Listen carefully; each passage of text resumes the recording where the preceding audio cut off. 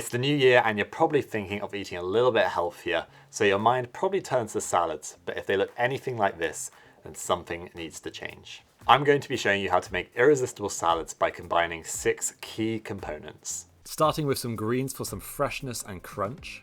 Then the main vegetable, which is going to take center stage in the salad, and this is going to give the salad some sort of body and structure. Next, a grain or pasta, which is also going to help make the salad nice and satisfying. Then a source of protein, a delicious salad dressing to add flavour and bring everything together, and finally something with crunch to make your salad moreish and irresistible. By combining all 6 components, you'll be making satisfying salads with amazing texture and flavour. So let me show you a few salads using this method, and later in the video I've got for you a free guide that you can screenshot and reference back to when you want to make a delicious salad. For this first salad, we're going to be starting off with some mixed leaf, then a good helping of grated carrot. If your carrots aren't too old like mine, then you can keep the skins on, as there's a lot of nutrients under the skin. I love using grated vegetables in salad as they really soak up the dressing. For the grain, I'm using bulgur wheat, and I've cooked this in vegetable stock with a ratio of 1 part bulgur wheat to 2 parts veggie stock. Simply bring to a simmer for about 15 minutes. I then placed a tea towel on top and allowed it to steam and get nice and fluffy. You can also soak bulgur wheat in veggie stock for a slightly chewier texture if you like. For my protein, I'm going to be using crispy lentils. You can either roast or fry these. I chose to fry them as it is a little bit quicker.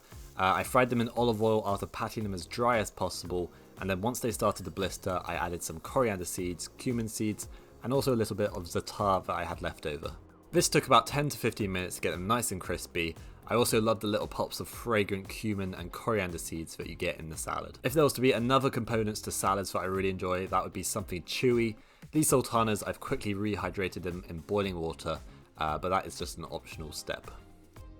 Now for the creamy dressing, this one is oil-free. It's simply vegan yogurt mixed with chili jam, then some finely chopped mint and also some finely chopped coriander, the zest and juice of 1 lemon, and a little pinch of salt and pepper. Then just stir together. This is a lovely refreshing dressing. It's got a little bit of heat from the chili jam, it's got a sort of tang from the yogurt and the lemon juice, and then freshness from the herbs. Absolutely delicious. So I like to toss the salad with half the dressing, and then I'll drizzle the other half on top. This ensures that the whole salad is well dressed throughout. And of course I kept some of those crispy lentils back to go on top. Then final touches, just a few mint and coriander leaves. And that is the first salad done. It's a vibrant grated salad, crispy lentil and bulgur wheat salad with a zingy yogurt dressing. Enjoy. This next salad is probably one of my favourites, and it starts with a good handful of fresh rocket for that lovely peppery flavour. Then I've got some chunky roast sweet potato. I simply roasted this for about 40 minutes until soft and caramelised. Next for the crunch, I've made some curried crispy chickpeas. To do this, I dried 1 can of chickpeas and I air fried them in olive oil for about 15 minutes at 180 degrees. I then dusted them in curry powder and cooked them for another couple minutes. These are incredibly moreish and delicious just on their own, and they're going to be a protein source as well in this salad, as well as the crunch. For added crunch and juiciness, I'm adding half a pomegranate. They also have a lovely sour and sweet flavour. My favourite way to remove the seeds is to simply smack the pomegranate with a spoon and they'll easily pop out. Sprinkle them generously over the salad, and then we're going to make a delicious mango chutney and lime dressing. To make this, we're going to combine a couple spoonfuls of mango chutney, followed by the zest and juice of 1 lime. If you haven't had mango chutney before, then you're missing out. It's really lovely and sweet, tangy. It's got lovely fragrant spices in it, and it's going to go perfectly in this dressing. Next, I'm going to add some olive oil, followed by some zested fresh ginger. I'm also going to add the juice from the pomegranate, which is really lovely and tart. And then some finely chopped fresh coriander. Simply whisk together and drizzle over your salad. I haven't included a grain in this salad as the sweet potato is already quite filling. I also prefer not to mix this salad as it looks beautiful just like this. The next salad starts with a good few handfuls of kale, which we're going to soften up by massaging in olive oil, lemon juice and a touch of salt. You can massage it as little or as much as you like, or even just cook it for a few minutes if you prefer. As you can see, the volume has reduced dramatically from the initial quantity, and it's going to be much easier to chew and digest. For the main vegetable in this salad, I've got these gorgeous balsamic roast beetroots, and I cooked these in a previous video where I show off different methods of cooking winter vegetables, so be sure to go and check out that video after this one. I'm also adding some rhubarb to this salad, which is sharp, tangy, and complements the earthy sweet beetroots perfectly. You can roast it, or you can do as I've done and give it a quick pan fry in some olive oil, and I just added a touch of maple syrup to help caramelize it. I also really love pickled rhubarb, which is a nice option. The grain I'm using is pearl barley. It's got a lovely chew to it. It does take a while to cook, around 45 minutes in veggie stock, but it's a nice alternative to like rice or quinoa. I'm also adding a few leftover lentils that I had in the fridge. Next, the dressing. This one is so delicious. It's a date, orange and balsamic vinaigrette. Simply add olive oil, orange juice, balsamic vinegar and a couple medjool dates to a blender. I'm also adding some mustard and coriander powder, and of course a touch of salt and pepper.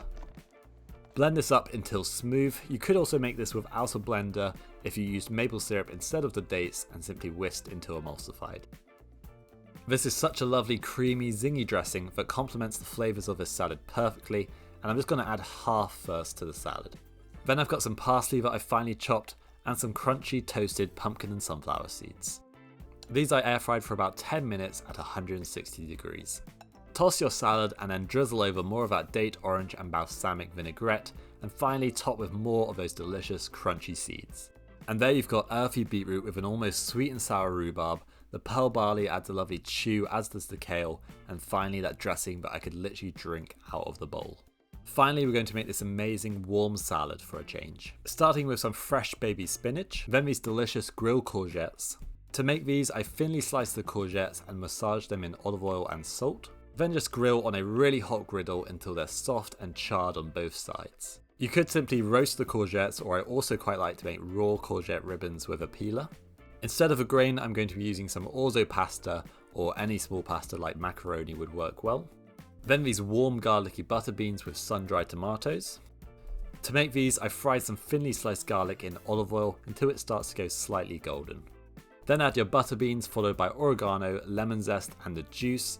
Rosemary would also be really nice here. Then add your sliced sun-dried tomatoes and you're good to go. Now for a delicious warming harissa dressing. For this we're going to combine olive oil with harissa, a little bit of sherry vinegar, and also some fragrant ground coriander.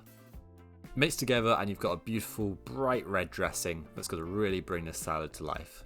Drizzle half over the salad and toss until coated well. The second half you can then drizzle over the top. For some crunch, I'm adding some lovely toasted nuts. I'm using toasted hazelnuts here, but some almonds or even cashews would be really nice.